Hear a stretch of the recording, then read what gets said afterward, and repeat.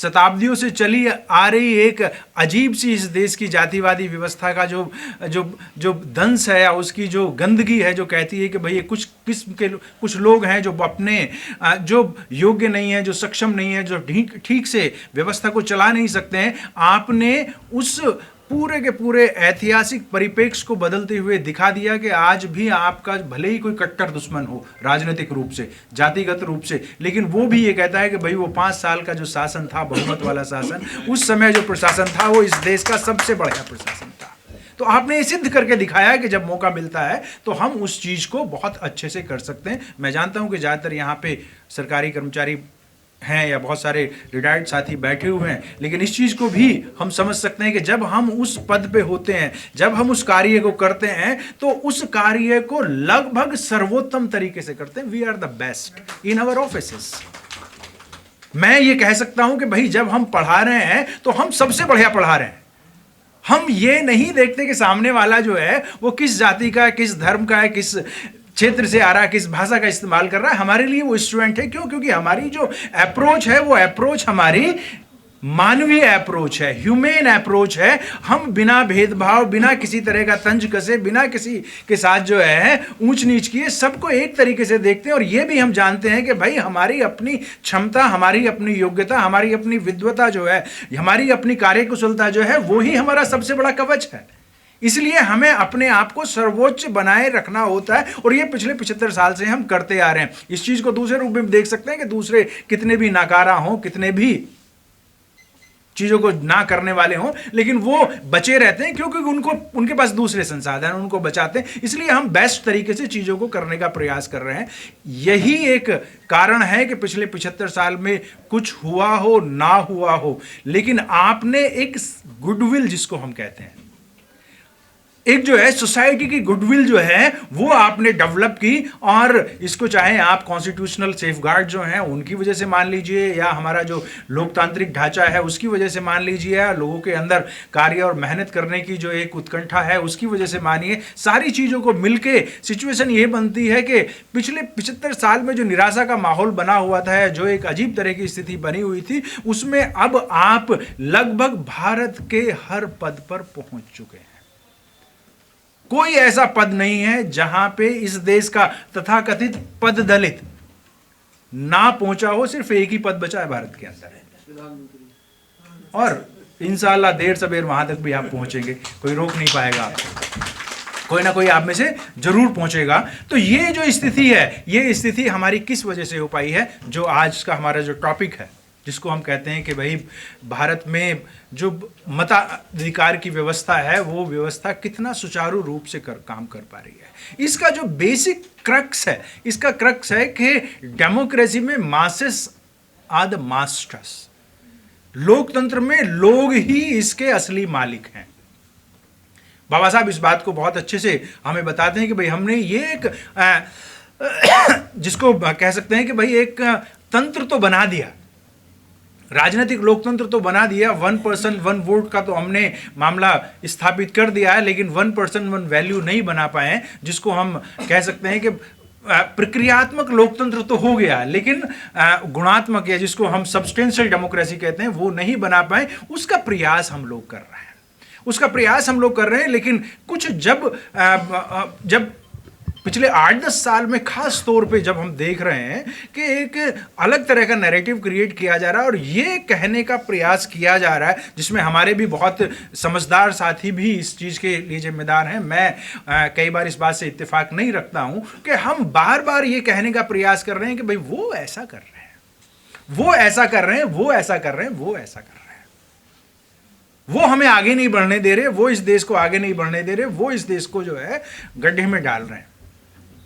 ये मुझे लगता है कि एक तरीके से अपनी खुद की जो जिम्मेदारी है उससे बचने का एस्केप रूट है। अगर इसी बात को हमारे बाप दादा कहने लगते, हमारे बाप दादाओं ने ये बात क्यों नहीं कही कि भाई वो नहीं करने दे रहे, वो नहीं करने दे रहे? उस समय तो उनके तन पे कपड़े भी नहीं थे, उस समय तो उनके सिर पे छत भी नहीं थी, उस समय तो खाना भी ठीक से नहीं था, लेकिन हम सबको किसी ना किसी तरीके से पढ़ाया।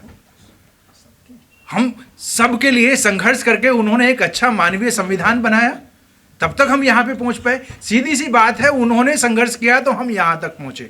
अब हम डर रहे हैं और ये डर क्या कह रहा है कि भाई हम तो यहां तक पहुंच गए, हमारी आगे आने वाली पीढ़ी नहीं पहुंच पाएगी। इसको समझने की जरूरत है। आगे आने वाली पीढ़ी इसलिए नहीं पहुंच पाएगी अगर बाई चांस नहीं पहुंची तो, क्योंकि हम संघर्ष का रास्ता नहीं अपना रहे हैं। हम वो रास्ता नहीं अपना रहे हैं जिस रास्ते के द्वारा हमारे नायक नायिकाओं ने हमें यहां तक पहुंचाया है, इंक्लूडिंग के भाई भूखे नंगे रहते हुए भी, अपना सब कुछ न्योछावर करते हुए भी। बाबा साहब चाहते तो अपने लिए क्या नहीं, आज मतलब मैं अगर दिल्ली यूनिवर्सिटी के कॉलेज में पढ़ा रहा हूं और अच्छी खासी तनख्वाह ले रहा हूं तो ये किस वजह से ले पा रहा हूं भाई? वो इस वजह से ले पा रहा हूं कि एक संवैधानिक प्रावधान है और उसकी वजह से एक पोस्ट एडवर्टाइज हुई और मुझे वहां पे अपॉइंट किया गया। Probably I am the first one who was appointed in Delhi university on reserve post. 1997 में रिजर्वेशन लागू हुआ, उससे पहले लागू नहीं हुआ था दिल्ली यूनिवर्सिटी के अंदर। दिल्ली यूनिवर्सिटी 1924 से लागू काम कर रही है और उसमें स्वतंत्रता के भी बहुत सारे साल आ गए। तो 97 में लागू होता, 98 में मेरा यहाँ पे जॉब लगा। तो मैं यहाँ पे जो आया हूँ वो अपनी योग्यता या विद्वता की वजह से नहीं आया, मैं इस वजह से आया कि शेड्यूल कास्ट की ये पोस्ट थी और उस पोस्ट पे मुझे अपॉइंट किया गया। सीधी सी बात है, मुझे उस चीज का ध्यान रखना पड़ेगा, उस वर्ग का ध्यान रखना पड़ेगा, उस उद्देश्य का ध्यान रखना पड़ेगा जिस उद्देश्य के लिए उस जगह को बनाया गया था, उस पोस्ट को बनाया गया था। प्रॉब्लम यहां पे बहुत बड़ी यही आ रही है कि हम आज इतना बढ़िया पोजीशंस में होते हुए, आप सब ताजुब करेंगे, कम से कम देश के अंदर 1 लाख इस समय पे सिर्फ शेड्यूल कास्ट क्लास 1 एम्प्लॉइज हैं सर, सिर्फ शेड्यूल कास्ट। ओबीसी और शेड्यूल ट्राइब्स की को इंक्लूड कर लेंगे तो ये संख्या जो है 4-5 लाख तक पहुंच जाएगी। क्लास 1 ऑफिसर 1 करोड़ लोग ऐसे हैं जो सीधे सीधे बेनिफिट उठा रहे हैं रिजर्वेशन का इस समय पे देश के अंदर। और अगर हम रिटायर्ड लोगों को भी इंक्लूड कर लें इसके अंदर तो कम से कम 5 करोड़, ये 5 करोड़ परिवार हो जा रहे हैं सर।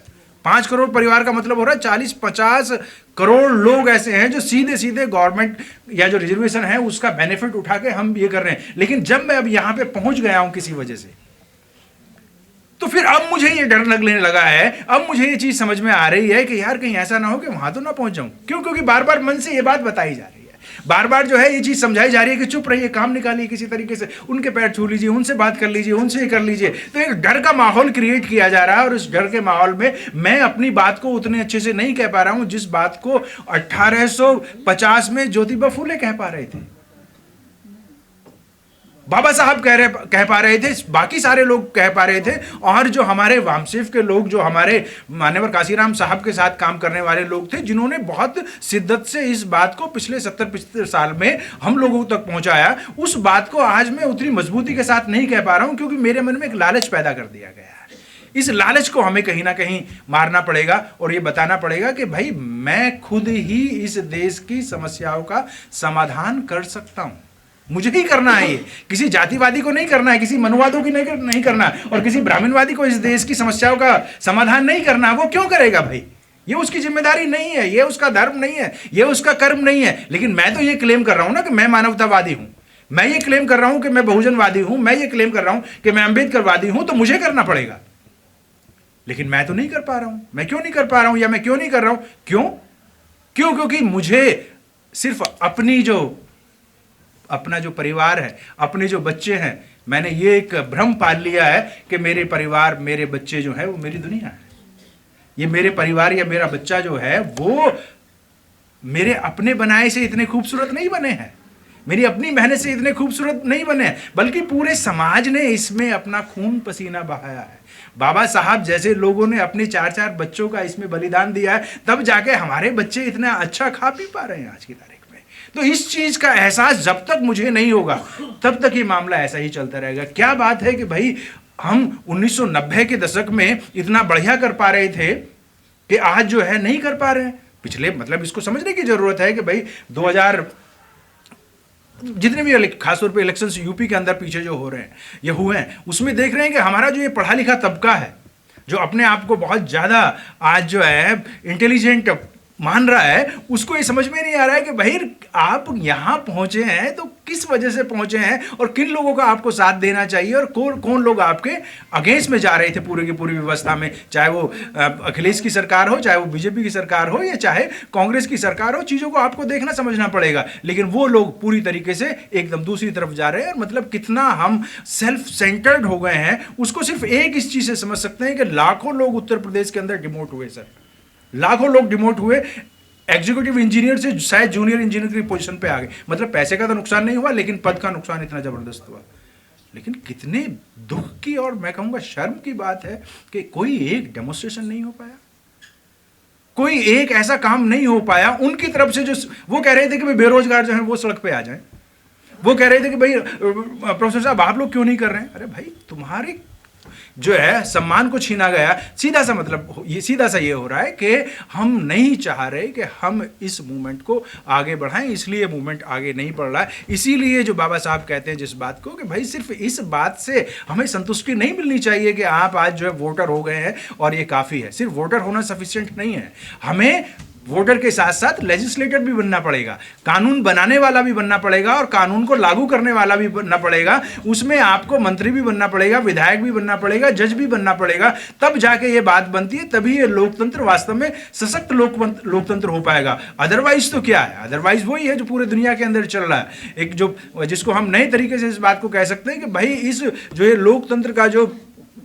जो स्केल्टन है, जो सिर्फ खाका खिंचा हुआ है, इसके अंदर अगर हमें खून भरना है, इसके अंदर अगर हमें ताकत लानी है, इसको अगर जीवंत बनाना है, तो फिर लोगों का पार्टिसिपेशन इसके अंदर होना चाहिए। और यहाँ पे चाहे बाबा साहब हैं हमारे या मानव काशीराम साहब हैं, जिस पोजीशन को लेके रखते हैं कि सिर्फ रिप्रेजेंटेटिव गवर्नमेंट से काम नहीं चलेगा, पार्टिसिपेटरी गवर्नमेंट होनी चाहिए। हमें सरकार जो है, हमें ऐसा नहीं चाहिए कि भाई उनकी सरकार है और वो बहुत अच्छा काम कर रहे हैं, ऐसा नहीं है। आम व्यक्ति का उसमें पार्टिसिपेशन होना चाहिए। आम व्यक्ति का पार्टिसिपेशन किस तरीके से होगा, मैं इसमें एग्री करूंगा वकील साहब से जो वो कह रहे हैं कि जब तक व्यक्ति खुद अपनी बात को कहने में सक्षम नहीं होगा, जब तक व्यक्ति सेल्फ सफिशिएंट नहीं होगा, तब तक व्यक्ति सेल्फ रिलायंट नहीं होगा। और अगर बुद्धिस्ट फिलॉसफी की बात करें तो जब तक व्यक्ति अपोदीप भाव के सिद्धांत के तहत अपनी खुद की निर्णय लेने की क्षमता नहीं लेता है, तब तक लोकतंत्र सफल नहीं हो सकता। दुनिया के उन देशों में जहां पे लोकतंत्र चल रहे हैं, लोकतंत्र सफल हो रहे हैं, या जो खुशी देश हैं दुनिया के, उनमें कहीं पे भी आप देख लीजिए कि वहां का प्राइम मिनिस्टर जो है, आप नीदरलैंड की बात करिए, आप स्वीडन की बात करिए, डेनमार्क की करिए, और किसी भी स्कैंडिनेवियन कंट्री की बात करिए, most of the European countries की बात करिए, इवन जापान की बात कर लीजिए, सर आप लोग जान के ताज्जुब करेंगे कि वहां के जो प्रधानमंत्री खाना खाते हैं वही आम व्यक्ति भी लगभग खाना खा रहा है। वहां का लगभग आम व्यक्ति भी वही खाना खा रहा है। जो मेडिकल फैसिलिटीज वहां के प्रधानमंत्री को हैं, वही मेडिकल फैसिलिटीज वहां के आम व्यक्ति को भी है। हमारे यहाँ जमीन आसमान का फर्क हो रहा है। हमारे यहाँ पे जो है वो फर्क ही उसको महान बना रहा है और हमें जो है आम व्यक्ति को नीचे ला रहा है। तो ये सारी चीजें करने की जिम्मेदारी सिर्फ चुनाव पे आप सोच रहे हैं कि चुनाव को जाके हम जो है सही कर लेंगे और वहां हो जाएगा, नहीं। यहाँ पे हमें बिल्कुल जो जिसको आधुनिक भाषा में कहा जाता है day to day democracy today. Carole Pateman करके हैं जिन्होंने पार्टिसिपेटरी डेमोक्रेसी पे काफ़ी कुछ लिखा है। उन्होंने कहा कि हमें लोकतंत्र जो है रोज जीना होगा। रोजमर्रा के जीवन में जब हम अपने भाई को, अपनी जो है बहन को, अपने पड़ोसी को, अपने रिश्तेदार को, अपने आसपास वालों को लोग अगर बराबर नहीं समझेंगे, बाबा साहब जिस बात को कहते हैं कि भाई इक्वालिटी तो ठीक है, संविधान लाके दे रहा है, लोकतंत्र लिबर्टी भी संविधान दे रहा है, लेकिन फ्रेटर्निटी कहाँ से लाओगे?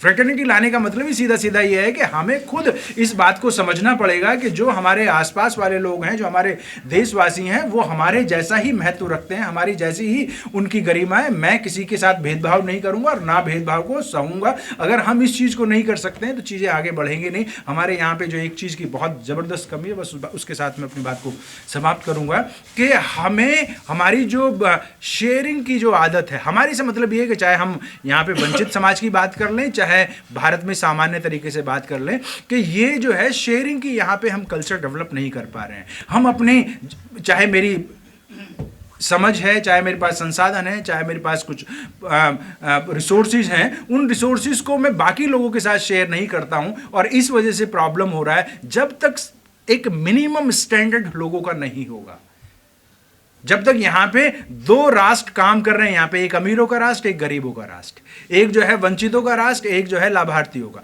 तो ये जब तक इतनी ज्यादा भेदभाव रहेगा, इतना ज्यादा ऊंच नीच रहेगी, इतनी ज्यादा अमीरी और गरीबी रहेगी, तब तक भारत में लोकतंत्र स्थापित करना बहुत मुश्किल है। तब तक आप जो है 500, 400, 200, कभी कभी फ्री में, कभी कभी डरा के, कभी कभी धमका के, कभी कभी बहका के लोगों को अपने पक्ष में लेते आएंगे। निष्पक्ष चुनाव बहुत मुश्किल होगा। सिर्फ वही लोग भारत में निष्पक्ष चुनाव सुनिश्चित कर सकते हैं जो शिकार लोग रहे हैं, और इसीलिए अंबेडकरवादी लोग जो हैं उनको इस बात को समझना चाहिए कि भारत को प्रबुद्ध भारत बनाने की जिम्मेदारी, भारत के लोकतंत्र को सशक्त लोकतंत्र बनाने की जिम्मेदारी उनकी खुद की अपनी है, क्योंकि हम बेस्ट सूटेड हैं, हम सबसे ज्यादा योग्य व्यक्ति हैं जो लोकतंत्र में विश्वास करते हैं। बाकी लोग लोकतंत्र में विश्वास उस तरीके से नहीं करते हैं। क्यों? क्योंकि उसको कहीं ना कहीं लगता है कि उसके नीचे कोई ना कोई और है, ऊपर से लेकर नीचे तक। लेकिन हमारा एकदम मामला क्लियर है कि भाई हम भेदभाव विहीन व्यवस्था में विश्वास रखते हैं, हम लोकतांत्रिक व्यवस्था में विश्वास रखते हैं। आप हमारे ऊपर गोबर भी फेंकते तब भी हम आपको पढ़ाने में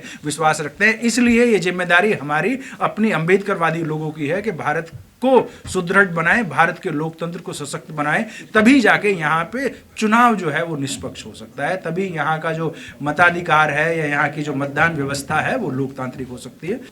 जब से वर्तमान सरकार सत्ता में आई है उसके बाद से हमारी जो ये एंग्जाइटी है, हमारी जो थोड़ी सी एक समझ है उसमें उसको कहीं ना कहीं ऐसा लग रहा है कि भाई प्रॉब्लम खड़ी हो रही है। लेकिन मैं ये कहूँगा कि हमें पिछले 75 साल का समग्र विश्लेषण करना चाहिए, और जब हम पिछले 75 साल की ही बात करें अगर, तो देखते हैं कि जो ये पिछले 75 साल की जो यात्रा रही है, खास तौर पे उन लोगों के संदर्भ में जिनको हम जाति का शिकार लोग बोलते हैं, या जिसको हम इस देश में वंचित समाज बोलते हैं, या वैचारिक रूप से आजकल हम जिसको बहुजन समाज कहते हैं। अगर उनके दृष्टिकोण से देखा जाए तो पिछले 75 साल का हमारा जो इतिहास है, सिर्फ लोकतंत्र, जिसको राजनीतिक लोकतंत्र हम कह सकते हैं, वो बहुत ज्यादा निराशाजनक नहीं है। क्यों निराशाजनक नहीं है? क्योंकि अगर 75 साल पहले की स्थिति देखें, 1950 के आसपास की स्थिति हम देखते हैं, और उस स्थिति को देखने के लिए, जैसे मैं एक क्योंकि राजनीति विज्ञान का मैं विद्यार्थी भी हूं, एक उदाहरण आपको दे सकता हूं कि एक जैसे पॉल ब्रास करके एक ब्रिटिश पॉलिटिकल साइंटिस्ट हैं, उन्होंने बहुत ज़्यादा भारतीय राजनीति पे लिखा है, और वो रामपुर का एक उदाहरण देते हैं। रामपुर ज़्यादा दूर नहीं है यहाँ से, मुरादाबाद रामपुर का उनका अध्ययन है, पॉलिटिक्स सिंस इंडिपेंडेंस करके रिसर्च उसमें किया, और वो 1962 का उदाहरण देते हैं। और मैं समझता हूँ इस उदाहरण की बात नहीं है, ये आप लोगों में से कई साथियों ने देखा होगा। मलिक साहब भी शायद इस बात से जो है इत्तेफाक करेंगे, हमारे खास तौर पे बागपत के आसपास के जो साथी हैं वो जानते होंगे इस चीज़ को, कि वो पॉल ब्रास जो हैं वो इस चीज़ का जिक्र करते हैं कि भाई रामपुर में एक जगह पे जब चुनाव हो रहा था, शायद 1962 या 63 का जिक्र है, कि जब चुनाव हो रहा था तो उस समय पे लोगों को भेड़ बकरियों की तरह ले जाया जा रहा था, और उसके बाद देखते हैं कि उन्हें एक जगह पे ले जाया गया जिसको हम पोलिंग बूथ बोलते हैं, और वहाँ पे बताया गया कि भाई किस तरीके से आपको वोट डालना। लोगों ने वोट डाल दिया। बीच में हमने ऐसी भी स्थिति देखी कि लोगों को निकलने भी नहीं दिया गया, और कुछ लोगों ने अपना आप ही वोट डाल दिया। लेकिन अब ये स्थिति है, आप जानते हैं, बहुत अच्छे तरीके से जानते हैं, खासतौर पर जो चाहे वो रामपुर हो, चाहे वो बागपत हो, चाहे कितना भी खूंखार जगह रही हो, अब आप अपनी बात को ना सिर्फ ढंग से कह पा रहे हैं, बल्कि आज आपने राजनीति का जो जिसको कहते हैं लर्निंग द पॉलिटिकल मीन्स, राजनीति के साधनों को बहुत अच्छे तरीके से सीखा है, और उसी का ये परिणाम है कि जो 75 साल पहले, 60 साल पहले हम लोगों का पहनने का, हम लोगों के खाने का, हम लोगों के रहने का, हम लोगों के चलने का जो स्तर था, उसमें कम से कम जमीन आसमान का फर्क आया है। तो मैं अपनी शुरुआत जो है उसको सकारात्मक रूप से करना चाहूँगा कि ये जो लोकतंत्र है जो हमें मिला है, जिसकी बाबा साहब ने आप जानते हैं कि किस तरीके से, किस संघर्षों के साथ हमारे नायक नायिकाओं ने इस लोकतंत्र को, इस संवैधानिक व्यवस्था को हमारे सामने या हमारे लिए सुनिश्चित किया। तो उस चीज़ को समझने की ज़रूरत है कि ये लोकतंत्र जो है, अगर आप इसको चाहें तो बहुत अच्छे से इस्तेमाल करके बहुत कुछ कर सकते हैं। एक जिक्र अभी आ रहा था कि भाई कितना अच्छा उत्तर प्रदेश में शासन रहा कुछ समय तक। जय भीम, नमो बुद्धाय।